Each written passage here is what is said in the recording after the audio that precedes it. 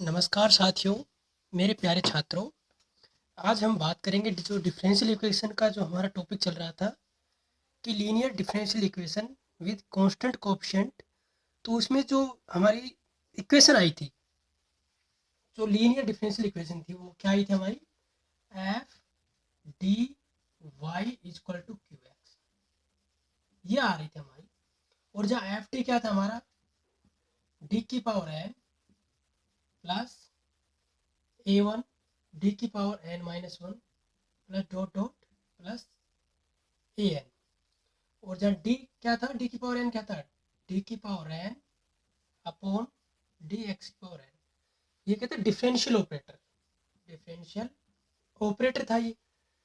और ये जो डिफरेंशियल इक्वेशन आ रही थी हमारी, इसको बोल रहे थे linear differential equation with constant coefficient. क्या बोल रहे थे इसको? Linear differential equation with constant coefficient बोल रही थी। तो अब हम बात करेंगे कि ये जो डिफरेंशियल इक्वेशन नंबर 1 है, इसकी एक्सिलरी इक्वेशन की बारे में किसकी बात करेंगे? एक्सिलरी एक्सिलरी इक्वेशन, या बोले तो इसको सहायक समीकरण। सहायक समीकरण। तो इसकी जो सहायक समीकरण क्या होती है, उसके ऊपर हम इस वीडियो लेक्चर में प्यारे छात्रों चर्चा करेंगे और समझेंगे कि किस प्रकार से हम जो सहायक समीकरण है उससे रूट याद करते हैं, और उसका जो कॉम्प्लीमेंट्री फंक्शन होता था, पूरक फलन होता था, वो इस डिफरेंशियल इक्वेशन का किस प्रकार से फाइंड करते हैं, वो हम ज्ञात करेंगे। क्लियर? तो ये आपको याद रहेगा।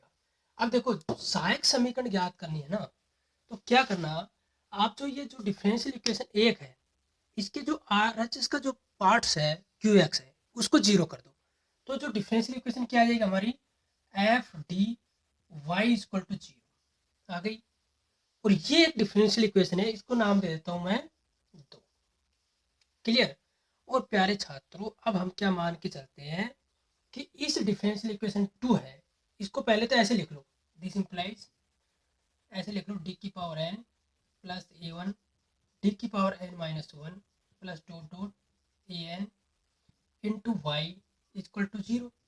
तो दिस इंप्लाइज डी की power N Y plus A one D की power N minus one plus plus dot A N Y equal to zero. Clear?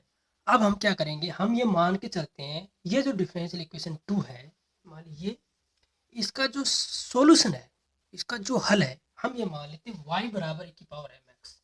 y बराबर e की पावर mx समीकरण 2 का हल है। समीकरण 2 का हल है, अर्थात इसका यार ये दोनों एक जैसी हैं। क्लियर? तो जब ये हल है, तो ये इसको संतुष्ट करेगा। ये डिफरेंशियल इक्वेशन क्या करेगा? सेटिस्फाई करेगा। तो आप सेटिस्फाई करवा दो। क्लियर? तो उसके लिए क्या करेंगे हम? इसको मैं मिटा रहा हूँ भाई, देखो।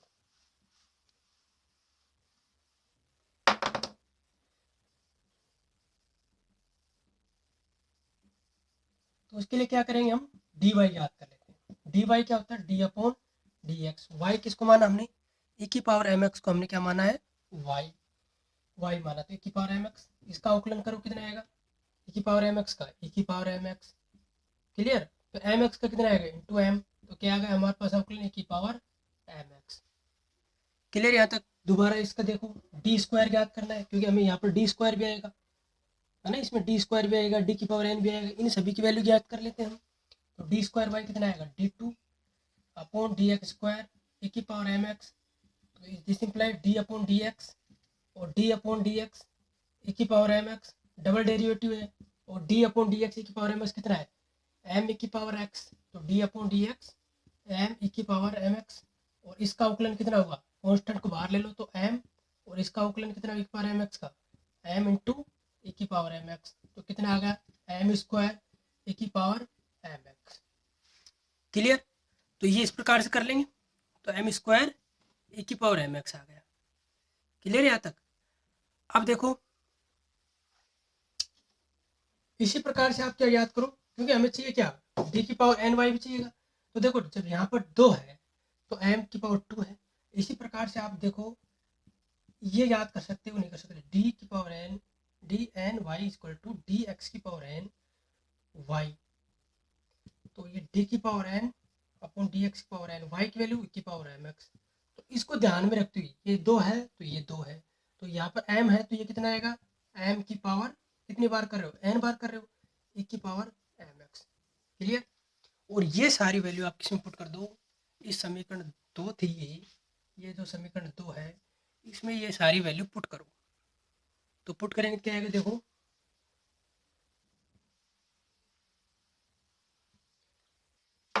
तो लिख लो ये सभी मान समीकरण दो में रखने पर,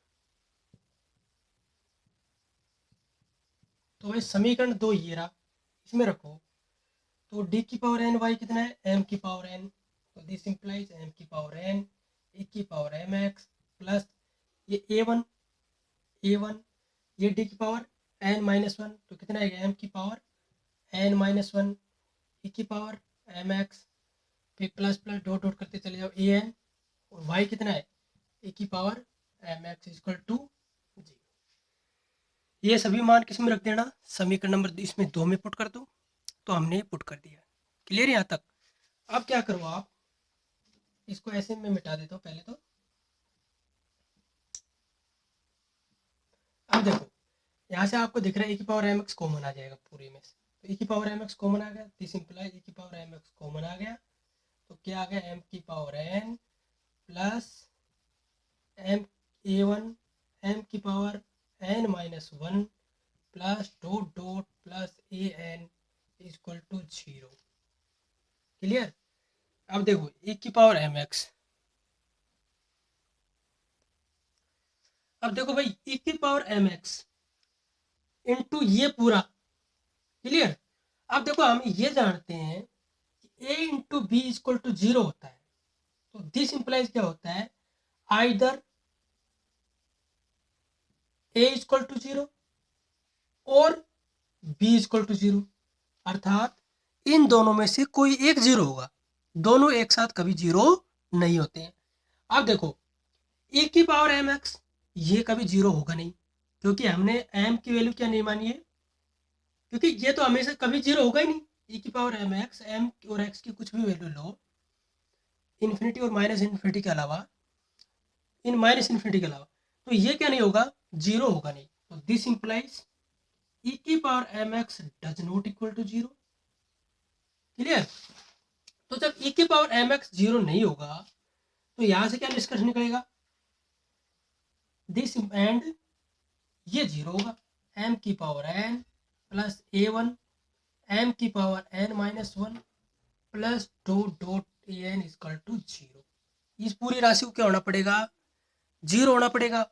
और इसको ये देखो एम के रूप में, ये एम का फंक्शन मान सकते हैं हम इसको, यदि मैं इसको लिख दूं F M equal to zero, कि एम एम एम प्रत्येक टर्म में क्या आएगी, एम वाली टर्म आ रही है, तो इसलिए मैंने किसका फंक्शन मान लिया, ये एम का फंक्शन होगा, और एम का फंक्शन होगा तो मैंने इसको इस रूप में लिख दिया F M equal to zero.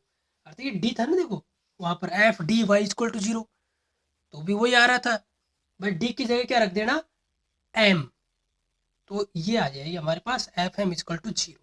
Clear. अब ये देखो ये जो इक्वेशन आई है ये कितनी पावर की है, एन पावर की है। जब ये एन पावर की है, एम के अंदर एन पावर की है, तो इस डिफरेंस ये जो इक्वेशन है इस इक्वेशन के कितने रूट होंगे, इतनी तो हमें गारंटी है, इसके अधिकतम कितने रूट होंगे, एन रूट होंगे। कितने मूल होंगे, एन मूल होंगे। तो क्लियर। तो यहां से देखो मैं ये लिख देता हूं, इक्वेशन नंबर 3 मान लो, समीकरण 3 से स्पष्ट है कि इसके अधिकतम एन मूल होंगे। एन मूल को क्या बोलते हैं, रूट होंगे। क्लियर। तो इसके कितने मूल होंगे, एन मूल होंगे। जब इसके एन मूल होंगे इसके बारे में बात करते हैं कि वो n मूल डिफरेंट डिफरेंट होंगे या उन n मूलों में से कुछ मूल रिपीट होते हैं या इन n मूलों में से कुछ मूल किस में आते हैं, कॉम्प्लेक्स रूट कॉम्प्लेक्स नंबर्स में आते हैं। तो उनके बारे में हम चर्चा करेंगे प्यारे छात्रों।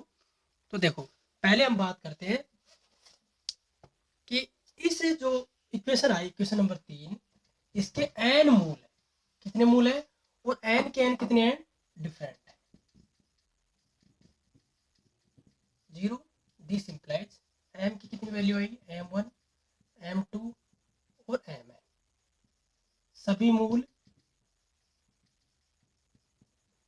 भिन्न है।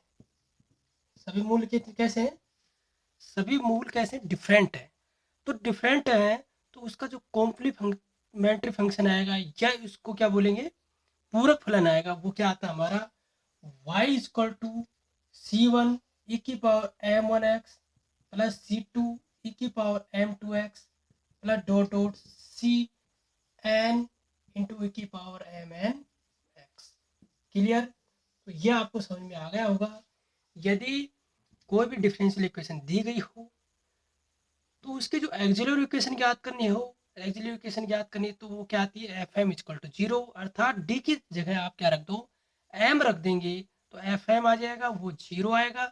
और उसको जब सोल्व करेंगे, हल करेंगे, तो उसके जो रूट आ रहे हैं यदि वो भिन्न भिन्न हो, अर्थात M equal to M one M two M N, सभी मूल भिन्न भिन्न हैं, तो उसका जो कॉम्प्लीमेंट्री फंक्शन आएगा वो क्या आएगा, Y equal to C one E की power M one X plus C two E की power M two X plus C N E की पावर एम एन एक्स।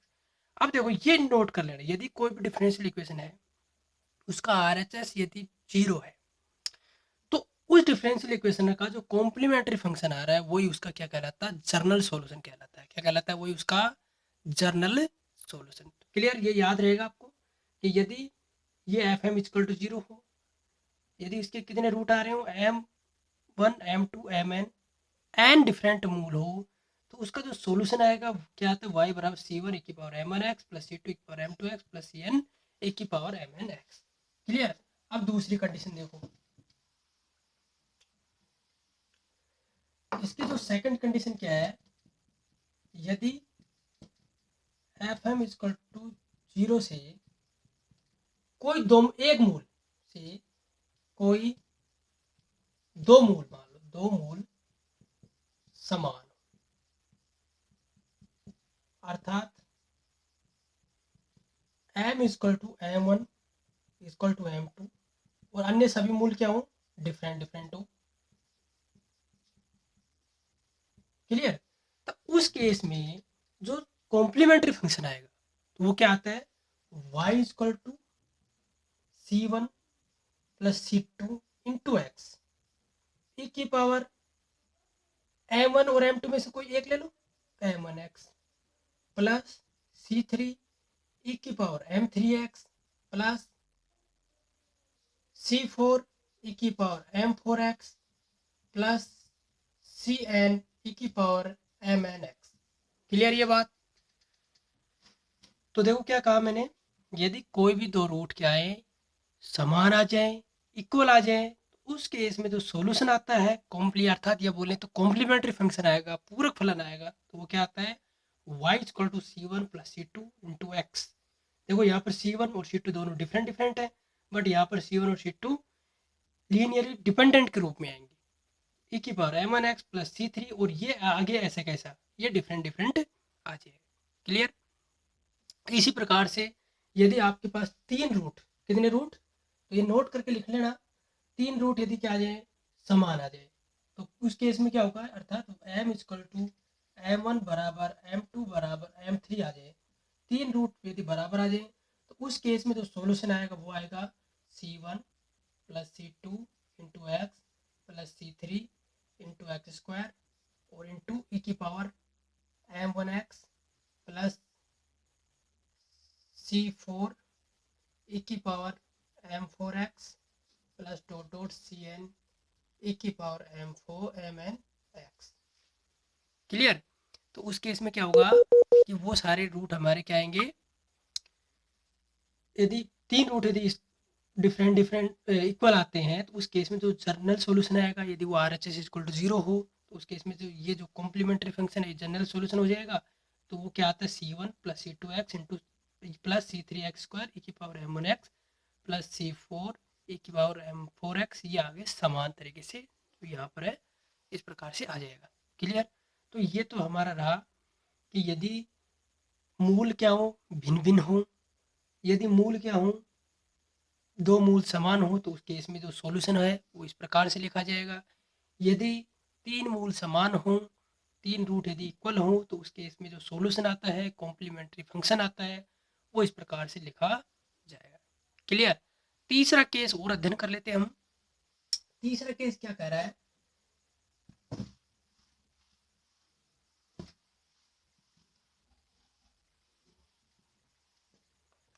तीसरा केस क्या हमारा, यदि मूल, यदि मूल, मूल या रूट कॉम्प्लेक्स हो, सम्मिश्र हो,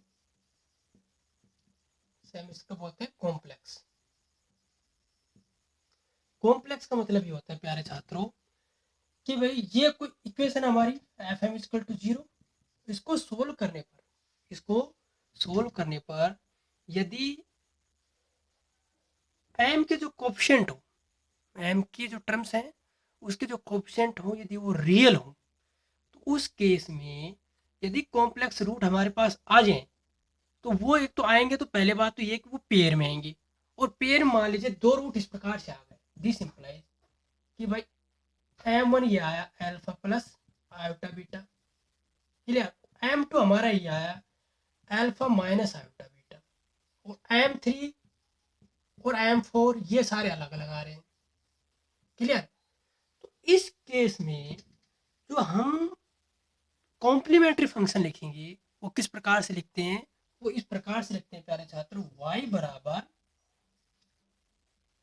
ये याद कर लेना, e की पावर अल्फा एक्स ए कोस अल्फा, ए कोस अल्फा, ए कोस बीटा, बीटा है ये कोस बीटा, प्लस या सी वन ले लो आप, C one cos beta into C two sine beta. Clear. फिर प्लस सी थ्री ई की power M three X plus two dot C N E की power M N X. Clear ये बात। यदि रूट कैसे आ जाए, कॉम्प्लेक्स, कॉम्प्लेक्स राशि एक नहीं है, alpha plus iota beta complex है, तो इसका जो कंजुगेट भी आएगा वो एम टू आएगा, अल्फा माइनस आयोटा बीटा। अर्थात यदि किसी भी समीकरण के यदि कॉम्प्लेक्स रूट आ रहे हैं, तो वो हमेशा किस में आते हैं, पेयर में आएंगे। पेयर मतलब युग्म में। अर्थात एक रूट यदि अल्फा प्लस आयोटा बीटा आ रहा है, तो उसका दूसरा रूट क्या आएगा, अल्फा माइनस आयोटा बीटा आएगा। और ये अन्य रूट टोटल कितने आने चाहिए, एन आने चाहिए। तो दो तो ये हो गए, और तीसरा चौथा और ये एन हुआ, टोटल एन रूट हो गए यहाँ पर। क्लियर। तो इनका जो सोल्यूशन लिखेंगे, कॉम्प्लीमेंट्री फंक्शन लिखते हैं, वो किस प्रकार से लिखते हैं, y बराबर ए की पावर अल्फा एक्स, ए की power alpha X plus C one cos beta plus C two sine beta. और ये तो इस प्रकार से लिखते हैं कॉम्प्लेक्स रूट के लिए, और अन्य के लिए किस प्रकार से लिख देंगे, ये ऐसा प्रकार से जनरल टाइप, जनरल टर्म्स के रूप में हम जो लिखते आ रहे हैं इस प्रकार से लिख देंगे। क्लियर। अब प्यारे छात्रों इस प्रकार की समस्या तो यहाँ पे, अब हमारे पास ये समस्या आ जाए कि जो कॉम्प्लेक्स रूट है यदि वो भी किस रूप में आ जाए, हमारे रूट आ जाए रिपीट रूट, रिपीटेड रूट। अर्थात ये लो सेकंड कंडीशन इसमें ले लो, ए और बी, कि एम वन पे कितने बार आ जाए, दो बार आ जाए, अल्फा प्लस आयोटा बीटा आ गया, है ना। और एम टू क्या आ गया, ये आ गया अल्फा माइनस आयोटा बीटा। और एम थ्री क्या आ गया, एम थ्री में हमारा अल्फा प्लस आयोटा बीटा आ गया। और एम फोर क्या आ गया हमारा, alpha plus alpha minus iota beta. Clear. और ये सारे रूट ऐसे ऐसे हैं, एक दो तीन चार, एम फाइव एम सिक्स, इस प्रकार से ये एम एन रूट आ गई। टोटल कितने, एक दो तीन चार पाँच छः, टोटल एन रूट है। कितने रूट हैं ये, टोटल एन रूट है। अब ये चार रूट तो क्या आ रहे हैं, यहाँ पर ये दो रूट ये रिपीट हो रहे हैं और दो रूट ये रिपीट हो रहे हैं। तो इस केस में प्यारे छात्र हम क्या करेंगे, इसका जो सॉल्यूशन लिखना होगा वो इस प्रकार से लिखते हैं, दिस इंप्लाई y बराबर ई की पावर अल्फा एक्स ऐसे लिखेंगे। क्लियर, ये दो ऐसे एक समान है और ये एक दो एक समान है, तो ये लिखेंगे C1 प्लस C2x कोस beta plus C3 plus C4x sign beta. Clear, और आगे ऐसे कैसे प्लस कितना बचेगा M5, तो C5 ई की पावर M5x फिर प्लस डॉट डॉट सिक एन ई की पावर MN x। क्लियर, तो ये तो था हमारा कॉन्सेप्ट कि किस प्रकार से हम एक्सिलरी इक्वेशन से जो कॉम्प्लीमेंट्री फंक्शन है वो फाइंड करते हैं। और यदि RHS यदि हमारे ऑलरेडी जीरो है तो ये जो कॉम्प्लीमेंट्री फंक्शन होता है ये उस डिफरेंशियल इक्वेशन का क्या कहलाता है, जर्नल सॉल्यूशन कहलाता है। क्लियर, तो ये बहुत इंपॉर्टेंट कॉन्सेप्ट था हमारा जो डिफरेंशियल इक्वेशन के ऊपर, तो ये हमने आज समझा। और इसको प्यारे छात्रों अगले वीडियो लेक्चर में इसको हम एग्जाम्पल के द्वारा किस प्रकार समझते हैं वो करेंगे। तो आज के लिए इतना ही। आई होप आपको ये वीडियो लेक्चर समझ में आ गया होगा। Thank you.